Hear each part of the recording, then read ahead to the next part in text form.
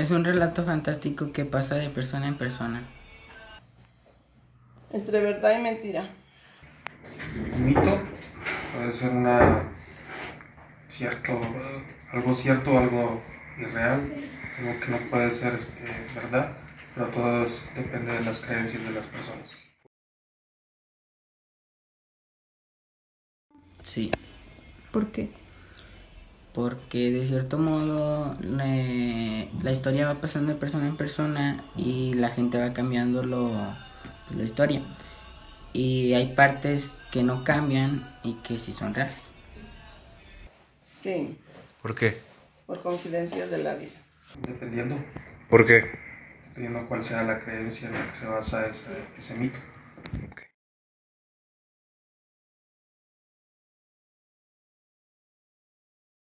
En su libro Mito y Realidad, primer capítulo, Mircea Eliade nos expone puntos bastante interesantes sobre el mito, su construcción e importancia en las culturas.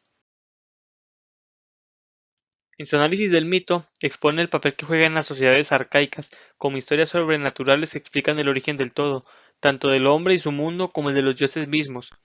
Son estas historias las que las culturas consideran reales, y su conocimiento y entendimiento tiene un valor más allá del de una historia contada por ancestros. Nos dejan ver la historia de los pueblos y el porqué de sus costumbres y tradiciones. ¿Por qué la pesca es una práctica sagrada? ¿Por qué quitar los techos de las casas? ¿Por qué sentarse de cierta manera?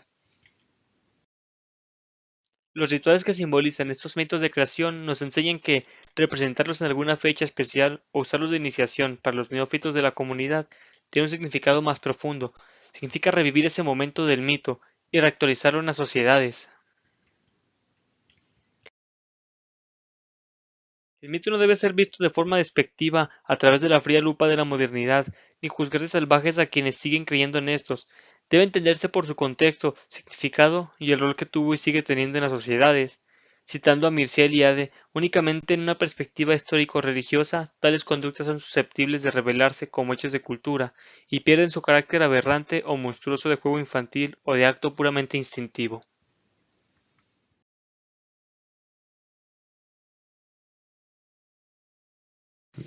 Mi opinión personal, ¿qué es un mito?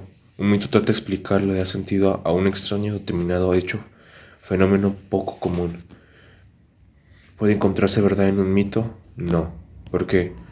Porque las personas, conforme pasa el tiempo, las personas hacen su versión y le agregan sentido a su mito. En conclusión, el mito es un relato o historia de hechos que pasaron realmente. ¿Existe verdad en un mito?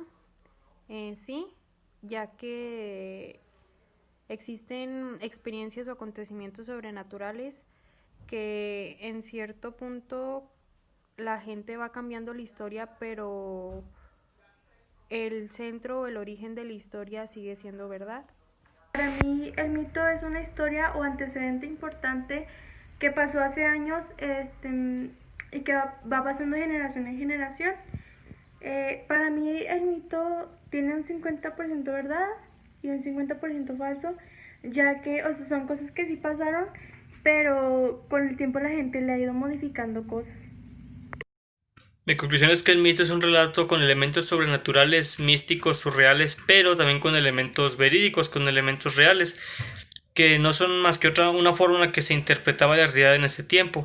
Me parece que es de vital importancia que lo sigamos estudiando, analizando y comprendiendo para que conozcamos más a detalle sobre el contexto cultural e histórico de las personas de ese tiempo y podamos entender de qué manera era que interpretaban su realidad.